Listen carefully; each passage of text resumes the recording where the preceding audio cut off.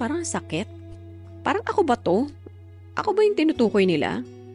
Nagulat ako kasi yung mga nagalit, sila yung mga taong never kong inisip na may sama ng loob sa akin.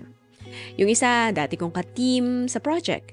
Yung isa, minsan ko lang naman nakasama pero lagi kong sinusuportahan. Yung isa pa, tinulungan ko nung na-burnout siya. Now suddenly, I became a villain sa mga mata nila. Hindi ako nag-reply. Hindi ko pinatulan pero sa totoo lang, umiyak ako nung gabing yun. Ang sakit. Yung akala mo okay lang. Yung post mo para sa sarili mo lang naman. Pero sa iba pala, baril yun. Trigger yun.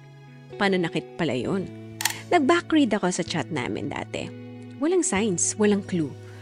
Pero ngayong may konting post lang akong ginawa, lahat ng galit, sama ng loob, selos, lumapas. Parang waiting game lang pala yun. Nag-post lang ako, sabay-sabay silang pumutok. At eto pa ang pinakamasakit, Petina.